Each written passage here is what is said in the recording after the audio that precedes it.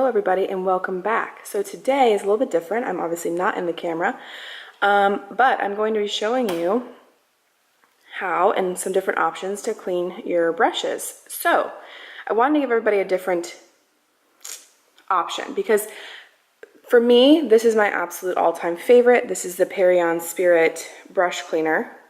This is my favorite because you just shake it, pour it in a jar, swirl your brush in it, clean it off, and your brush is dry, pretty much ready to use all over again. And for a makeup artist, that's what you need. I need to be able to, in between clients, use that, spray some alcohol, and keep going because I have 10, 11 clients. I don't have time to wait for my brushes to dry.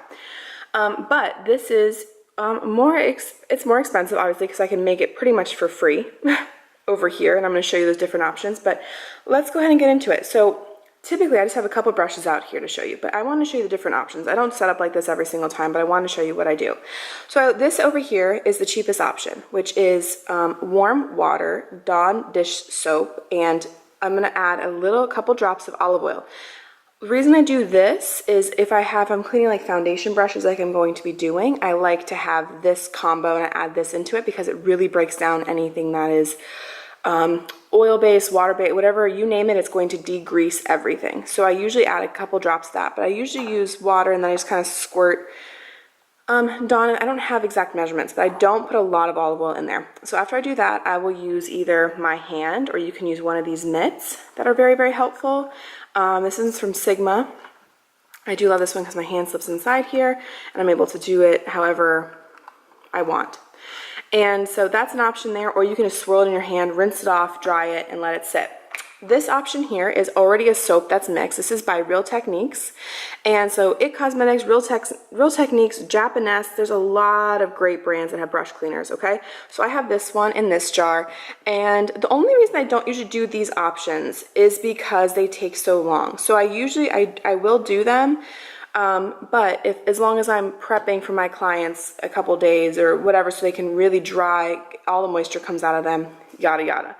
This is the Perion Spirit, like I was telling you, the professional makeup brush cleaner. I get this one through the Makeup Club online. Oh boy, I'm so klutzy. Through the Makeup Club online. Absolutely love it. It comes in this size and a giant size as well. Also, believe it or not, one of my favorite things to use for my sponges and my brushes even is a bar of soap. One from the hotel. This one is a Dove bar of soap. And it's a very easy, gentle way to clean your brushes as well. So, and I really like to clean with my sponges. So the reason I don't like to spend a ton of money on the ones that Beauty Blender makes or other people make is just because your sponges have such a short shelf life. They're only supposed to be used, cleaned, and they probably only get about good three to 5 months if you don't use them every single day. And then you need to toss them and get a new one. So I don't like to spend a ton of money on something that is so temporary. So I like to use just a normal bar of soap. Again, this is like $2. So versus, 16 or 18 like they try to sell them. So find the same results with that. And so yeah, so let's get into it. I'm going to show you a couple different methods real quick. So I'm going to add just a teensy bit of, I have control over it, olive oil in here. Just going to stir that around with my finger. Dry that off, let that sit. This is just a jar of water, or a bowl of water, I'm not talking about. I'm going to take one of my foundation brushes. This is one of my favorites. This is a Sigma, sorry for the kids upstairs. Sounds like a Sigma F82 round kabuki brush. If you can't see, it's too shiny in here. So this is one I use for my foundation. I love it because it's short, stumpy, and super dense, and so and it's also synthetic. So this really helps to keep your foundation on your face and not being absorbed into the bristles, and then it really makes it go far and blend it into your skin and give a very airbrush finish. So I'm just going to take a little bit in here. And then I like to take like I said, and you don't want to sit and let your brushes sit there and soak because in the ferrule, there's glue in here that's obviously attaching these. So you don't want that to really leak up there because you don't want the bonding to start to fall and your bristles to come out. So I'm just going to tap a little bit on there. I'm going to use my Sigma mitt so you can see, look at all that breaking down right there. So usually I do this over the sink. Look at all that. And that's probably what I'm going to go do is use that in the sink, but I want you to see how it's totally breaking up everything off that brush with just a little bit of Dawn, olive oil, and water. I'm trying to make sure I can, I'm doing this through the viewfinder and it's not easy, guys. Okay, see all that? Okay, so now I'm going to go to the sink and rinse this off. I'll be right back. And a good way of indicating that they're clean is that the water starts to run clear. There's no more foundation in it, obviously. So that really, really helps. So this one is nice and clean now, back to its original self. And what you want to do, one of the really important things about when you clean your brushes is how you store them afterwards. Now, there are some fancy things that you can stand in here, let them sit downward and drip like that and like really hold their shape. I'm usually, one, not cheap. Two, I have hundreds. This is just like for my face in the daytime. When I'm doing my clients, I have hundreds of brushes. I would need 10 of those things. And I'm not about that. So I like what to do is I have a little ledge up here and I have one down here. What I like to do is I like to reshape them the way they came, and I kind of pack it down, kind of get it back, because however it dries is how it will stay. So this is why it's so important, especially with natural hair bristles and brushes, because they tend to just go. So you want to shape it, pack it back down, and then I like to just rest it so the tip is hanging off the ledge. You see that right there? Okay, so it's just hanging off the ledge now, and so it's able to drip dry, and it's also not going to push it against the counter and be flat on one side. So that's a very, very good method, okay? I'm gonna show you now, this is the Real Techniques one, this is their brush cleaner. So what they say to do with this is just to run this underwater and then to just tap it in to the cleaner. Use whatever you want, your palm of your hand or whatever you got, and just start to clean and tap. I just find that I use a lot of this product just because, like I said, I have so many brushes that for me, this is not an economic method. This is not a time, because time is my money as well.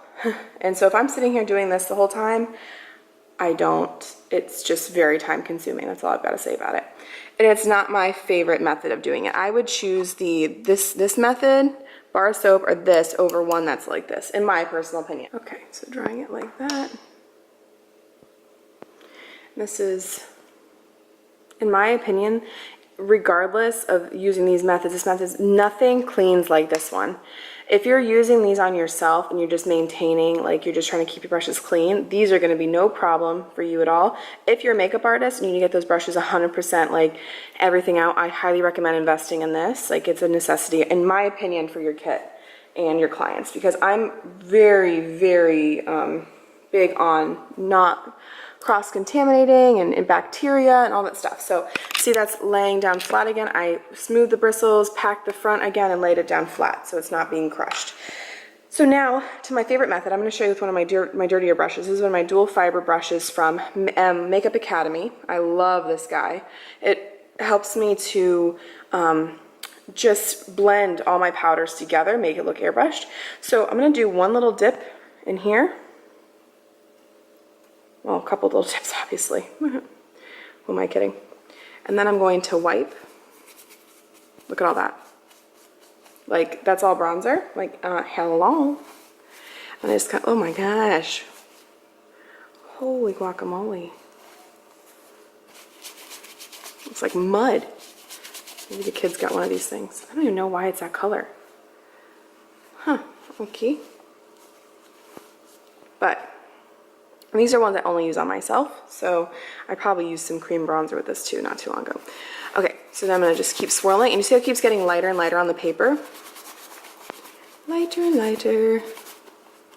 I always like to go in this motion because the bristles go down, and I slightly, I'm doing swirling motions at the front, and then I just kind of squeeze back there. And then it's gonna dry and they'll be fluffy again. But I'm just gonna keep tapping. And I do this until I get it completely clean.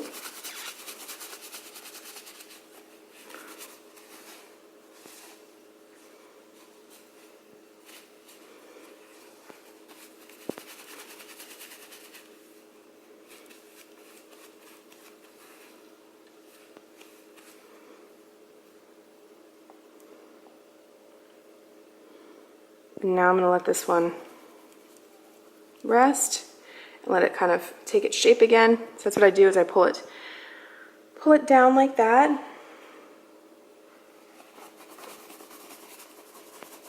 See, there's just very little bit that's being picked up, and so I'm satisfied with that. So I'm just going to pull it down like that and kind of tap the end. It's not focusing up here. And then I'm just gonna lay that one again, the tip of it, the front of it, hanging off the ledge, and that's that. So I'm just gonna fast forward and do these brushes now really fast. Probably just gonna use this one because it's just faster.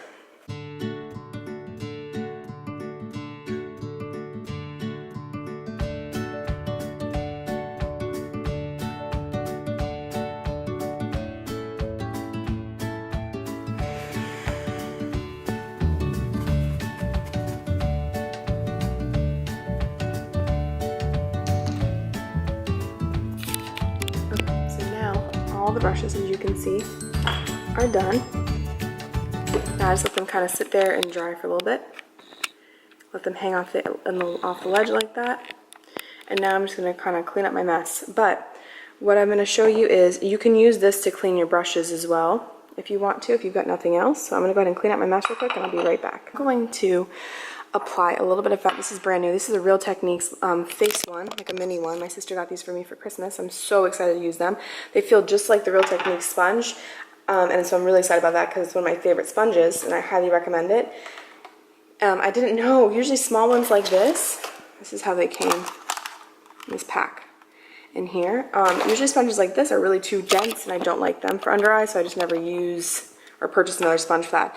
So I'm going to use this. I'm going to show you real quick the Laura Geller Filter First foundation. I'm just going to pat a little bit of this onto the sponge, blend it into my hand so you can kind of see how I get the foundation out.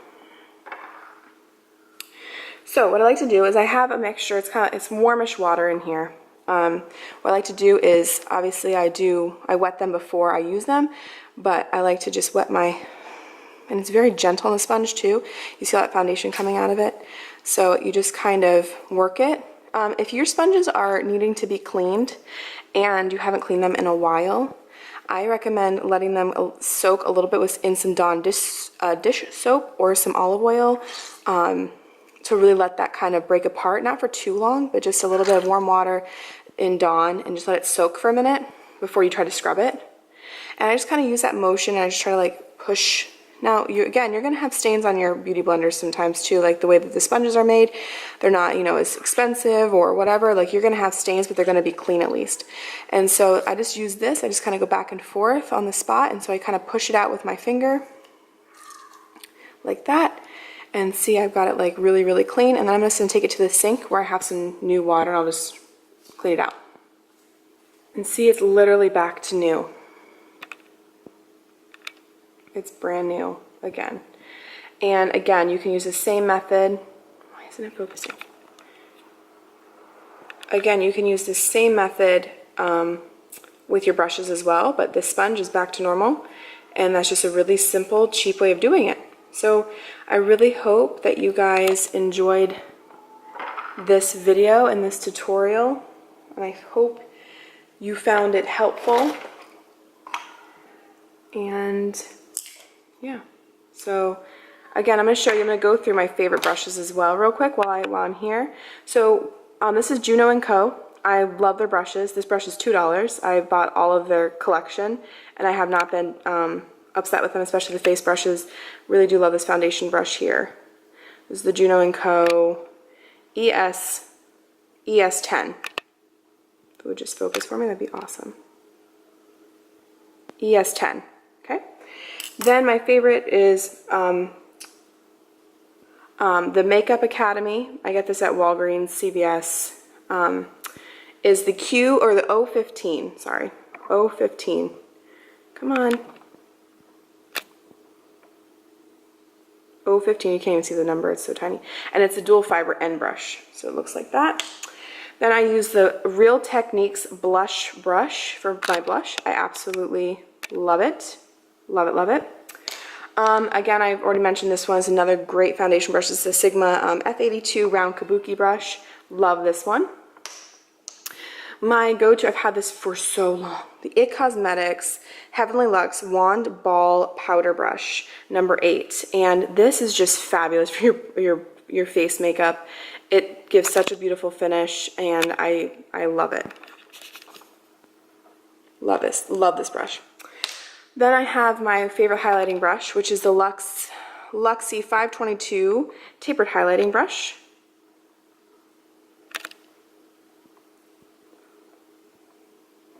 and it looks like this at the end. It's just the perfect density and everything for powder, for highlighter. This one I love for contouring. This is the Morphe M530 brush.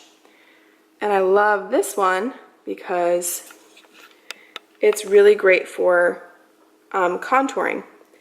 It does have a natural bristle, so it will kind of look frayed and pretty weird quickly. But what I love about this is I love the taperedness of it, and it's perfect for getting in the hollows of your cheeks. And I love that it's a,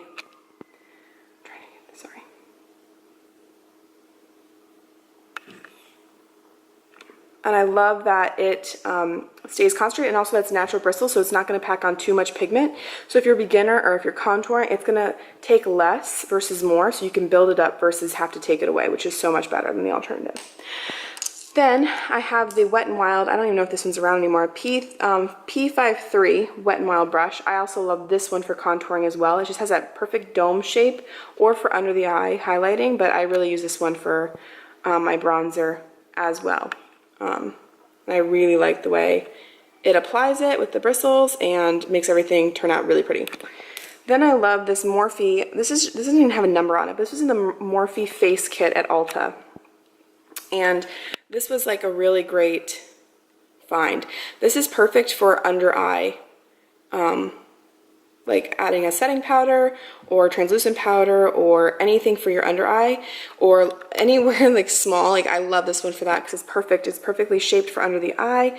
The way that the bristles are packed are wonderful. So these are honestly the brushes I use on a daily basis along with my beauty sponge. This is what I use on a daily basis. And I kind of flop between these two, but other than that, these are all that I use for my morning or whenever my makeup routine, and I absolutely love them, and I use them all the time. So I hope you guys check them out if you're looking for some new brushes. And again, I hope you guys enjoyed this tutorial, and I will see you next time. Guys.